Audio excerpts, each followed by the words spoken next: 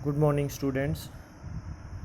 BEd की जो math subject है उसके अंदर हमने कल जो हमारा टॉपिक था पेडागोजिकल एनालिसिस, शिक्षा शास्त्रीय विश्लेषण, तो हमने कल शिक्षा शास्त्रीय विश्लेषण किया था। उसके अंदर जो शिक्षा शास्त्रीय विश्लेषण के जो स्टेप थे, जो सोपान थे, 4 स्टेप के बारे में हमने पढ़ा था। भाई किसी भी जो कंटेंट है, कोई भी विषय वस्तु है, जब उसका हम शिक्षा शास्त्रीय विश्लेषण करेंगे तो वो शिक्षा शास्त्रीय विश्लेषण 4 भागों में किया जाता है या उसके 4 स्टेप होते हैं। उसके अंदर पहले था विषय वस्तु विश्लेषण या विषयगत विश्लेषण, दूसरा था अनुदेशनात्मक उद्देश्यों को व्यवहारिक शब्दावली में लिखना, तीसरा था विधियाँ, प्रविधियाँ, क्रियाकलाप और सामग्री का उल्लेख करना, और चौथा था मूल्यांकन। तो ये 4 स्टेप के अंदर हमारा शिक्षा शास्त्रीय जो विश्लेषण है वो होता है। तो पहला जो इसका पार्ट है विषय वस्तु विश्लेषण, मैंने कल भी बताया था, उसके अंदर जो भी विषय वस्तु या इकाई या उप इकाई ली जाती है टीचर के द्वारा पढ़ाने के लिए, उसको वो छोटे छोटे पार्ट में डिवाइड करता है। मतलब उस इकाई को कंप्लीट करने के लिए वो कौन कौन सी सब इकाइयाँ हैं जिनको वो क्लासरूम के अंदर पढ़ाता है, तो उस विश्लेषण को विषय वस्तु विश्लेषण कहते हैं। तो यहाँ हम एक एग्ज़ाम्पल लेकर चल रहे हैं कि मान के चल रहे हैं कि अगर एग्ज़ाम के अंदर पूछ लिया जाता है भाई जो वॉल्यूम है, आयतन है, आयतन उपविषय है, उसका शिक्षा शास्त्रीय विश्लेषण करके आप दिखाइए। तो यहाँ पर वही 4 स्टेप के अंदर शिक्षा शास्त्रीय विश्लेषण होगा। तो पहला स्टेप उसके अंदर होता है विषय वस्तु का विश्लेषण। अब जब आयतन टीचर क्लास के अंदर पढ़ाता है तो आयतन पढ़ाने के अंदर या आयतन कंप्लीट करने के लिए वो किन किन चीज़ों को पढ़ाएगा क्लासरूम के अंदर, उसका जो विश्लेषण है वो विषय वस्तु का विश्लेषण कहलाएगा। क्योंकि विषय वस्तु यहाँ पर क्या होगी, आयतन। तो टीचर क्लास में जब आयतन पढ़ाता है तो पहले क्या पढ़ाएगा, वो आयतन का मीनिंग है, आयतन का अर्थ क्या है, ये पढ़ाता है। इस क्वेश्चन के अंदर आपने आंसर नहीं लिखने हैं, इसके अंदर केवल ये लिखना है विषय वस्तु विश्लेषण के अंदर भी टीचर आयतन पढ़ाते वक्त किन किन चीज़ों को विद्यार्थियों के सम्मुख प्रस्तुत करता है। तो आयतन का अर्थ, आयतन की परिभाषा, आयतन को मापने की इकाई, आयतन को मापने की आवश्यकता, आयतन और क्षेत्रफल में अंतर क्या है, तो इन चीज़ों को वो पढ़ाता है। टीचर क्लास के अंदर सबसे पहले इन्हीं चीज़ों के बारे में स्टूडेंट को बताता है, भाई आयतन की डेफिनेशन क्या है, उसका मीनिंग क्या है, आयतन को मापने की इकाई क्या होती है, आयतन और क्षेत्रफल में डिफरेंस क्या है। उसके बाद क्या करता है टीचर, फिर एक एक करके उन सभी शेप्स के बारे में या वो जो ठोस वस्तुएं हैं जिनका आयतन हम निकालते हैं उनके बारे में पढ़ाता है। तो पहले क्या करेगा टीचर, बताएगा भाई जो घनाभ है, क्यूबॉइड है, उसका आयतन। और जब क्यूबॉइड बताएगा, घनाभ के बारे में बताएगा, तो पहले ये बताएगा कि घनाभ की आकृति का उदाहरण देगा, भाई कौन कौन सी आकृतियाँ ऐसी है जो घनाभ की शेप की होती हैं, क्यूबॉइड होती हैं।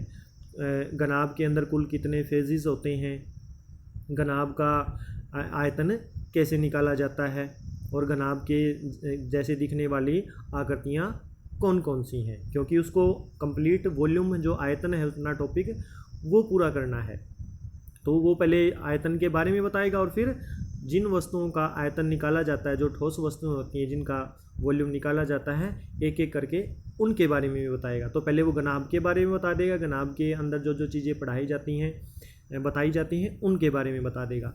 फिर वो आएगा घन के ऊपर, भाई घन का आयतन कैसे निकालते हैं। अब घन का आयतन निकालने से पहले वो घन की परिभाषा क्या है, घन का मीनिंग क्या है, या घन की जैसे दिखने वाली या घन की पहचान क्या है, दैनिक जीवन में ऐसी कौन कौन सी वस्तुएं हैं जो घन के आकार की होती हैं, और उसके बाद वो घन का आयतन कैसे निकाला जाता है उसके बारे में बताएगा। उसके बाद ये एक और चीज़ है, ये टीचर के ऊपर डिपेंड करता है कि वो अपना जो कंप्लीट जो वॉल्यूम है या जो सिलेबस के अंदर किन किन चीज़ों का जो वॉल्यूम निकालने के बारे में बताया गया है उसके ऊपर डिपेंड करेगा। तो इसके अंदर चीज़ें हैं वो कम ज़्यादा हो सकती हैं, कोई ज़रूरी नहीं है कि आप सारी की सारी जितनी भी सॉलिड शेप्स हैं, सॉलिड फिगर हैं, उन सभी का आयतन के बारे में बताएं। वो टीचर के ऊपर या आपके ऊपर डिपेंड है कि आप कितना बताना चाहते हो। जैसे सिलेंडर है, हो सकता है उसके बारे में टीचर बताए या ना बताए, क्योंकि सिलेंडर का आयतन है वो भी निकाला जाता है, सिलेंडर की जो उसकी आयतन की क्या फार्मूला क्या होगा उसके बारे में भी वो बताएगा। कौन कौन सी ऐसी शेप है जो सिलेंडर के जैसे दिखते हैं उनके एग्जाम्पल वो देगा। तो इस तरीके से जो विषय वस्तु का जो विश्लेषण होता है उसके अंदर वो जो पर्टिकुलर जो टॉपिक है उस टॉपिक को पढ़ाने के लिए वो किन किन सब टॉपिक को के बारे में बताता है, वो सारी की सारी चीज़ें यहाँ पर हैं वो लिखी जाती हैं। तो ये एक टीचर का अपना एक माइंड है या उसकी अपनी एक नॉलेज है कि वो वॉल्यूम को कितने लेंथ तक लेकर जाता है, या हो सकता है कि उस पर्टिकुलर क्लास के अंदर जो वॉल्यूम के अंदर कौन कौन सी चीज़ें हैं वो दी गई हैं। तो यहाँ तक पार्ट हो जाता है विषय वस्तु का विश्लेषण। और इन चारों स्टेप के अंदर सबसे जो इम्पोर्टेंट है ये विषय वस्तु का विश्लेषण ही है। जिसने ये विषय वस्तु का विश्लेषण सही ढंग से कर लिया, इसके जो पार्ट हैं वो ढंग से बना लिए, बाकी तीनों वाले पार्ट भी इसी के ऊपर बेस्ड होते हैं। सेकंड जो पार्ट हमने वो किया था विषय वस्तु के विश्लेषण के बाद, अनुदेशनात्मक उद्देश्यों को व्यवहारिक शब्दावली में लिखना। अब पहले भी बताया था जब भी कोई काम किया जाता है उसके पीछे उसका ऑब्जेक्टिव जरूर होता है, बिना ऑब्जेक्टिव कोई भी कार्य है वो नहीं किया जाता है। अब टीचर क्लास में आयतन क्यों पढ़ा रहा है, या आयतन को पढ़ाने से बच्चों के व्यवहार के अंदर किस प्रकार के चेंजेस आ जाएंगे। मतलब अगर टीचर ने बच्चों को आयतन पढ़ा दिया तो बच्चे क्या करने में सक्षम हो जाएंगे, किस प्रकार का चेंज विद्यार्थियों में आ जाएगा कि वो आयतन की परिभाषा बता सकते हैं। अगर टीचर ने बच्चों को आयतन की जो एग्जाम्पल हैं या उसकी आयतन की जो पहचान है वो बता दी तो बच्चे क्या करने में सक्षम हो जाएंगे, बच्चे आयतन की पहचान कर सकते हैं या आयतन का मीनिंग बता सकते हैं, या ठोस वस्तुओं को आयतन निकालने की आवश्यकता क्या है वो। मतलब क्लासरूम के अंदर टीचर ने वॉल्यूम से रिलेटेड जो जो चीज़ें आयतन से संबंधित जो जो चीज़ें बताई हैं वो सारी की सारी चीज़ें विद्यार्थी करने में सक्षम हो जाएंगे। इस प्रकार का व्यवहार चेंज है स्टूडेंट का हो जाएगा। कब? जब वो आयतन के बारे में पढ़ लेगा।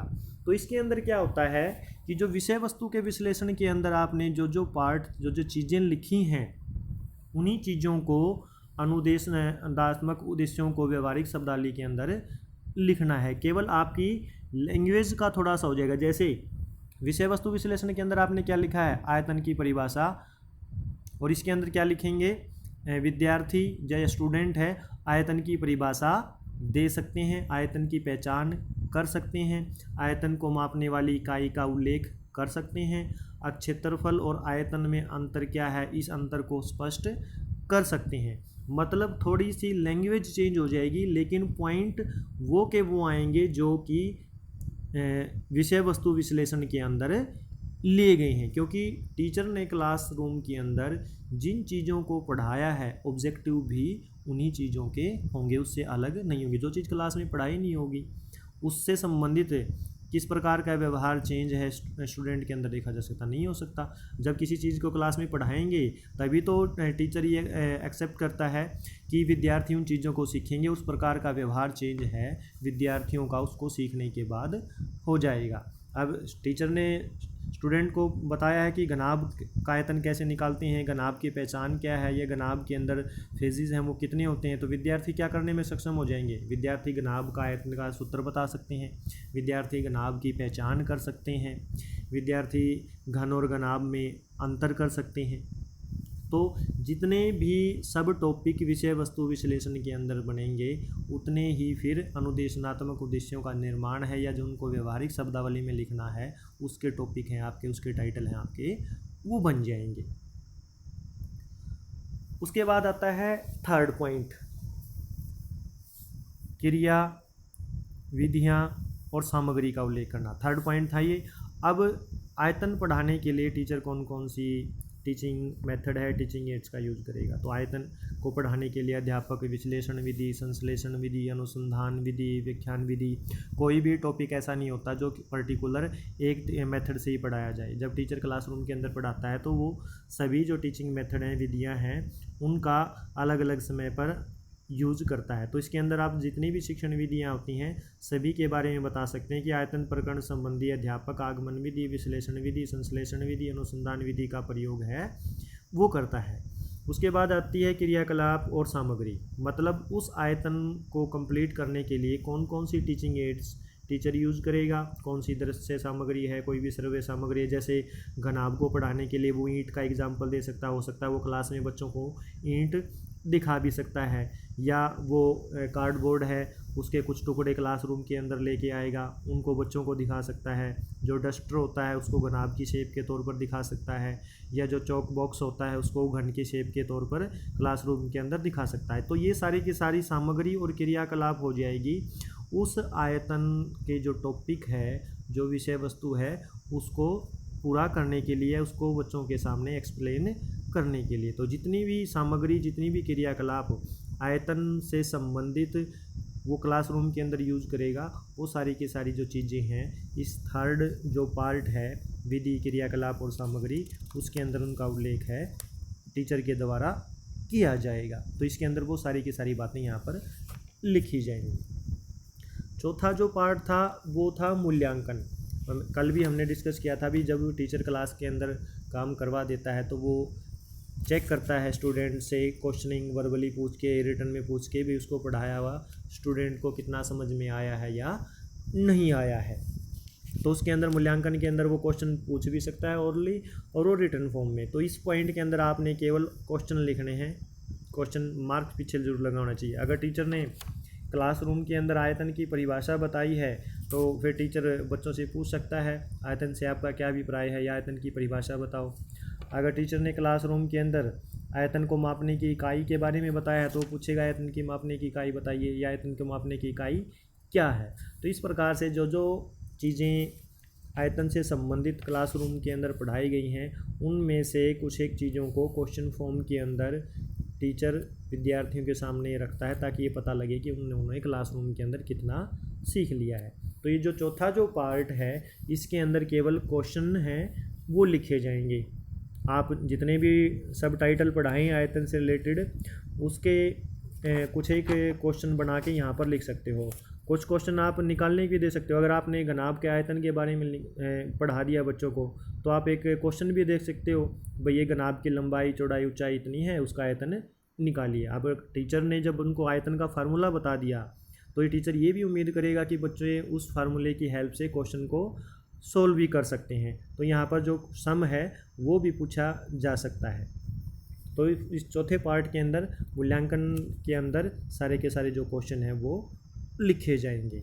तो इस प्रकार से कोई भी जो टॉपिक है उसका शिक्षा शास्त्रीय विश्लेषण है इन 4 स्टेप के अंदर किया जा सकता है। तो ये जो शिक्षा शास्त्रीय विश्लेषण कल भी है मैंने बताया था कि जो टीचर क्लास के अंदर जो टॉपिक उसको पढ़ाना है उस टॉपिक की एक तैयारी है टीचर की स्टूडेंट के पास जाने से पहले। भाई मैं क्लास के अंदर जाऊंगा तो मैं बच्चों को वॉल्यूम से रिलेटेड ये चीज़ें पढ़ाऊँगा। कोई ज़रूरी नहीं कि वो एक दिन में पढ़ाए, हो सकता है ये पूरा का पूरा जो वॉल्यूम का चैप्टर है 10 दिन या 15 दिन में भी हो सकता है, लेकिन वो मैक्सिमम जितने भी पॉइंट वॉल्यूम से रिलेटेड है वो सारे के सारे क्लास के अंदर कवर करेगा।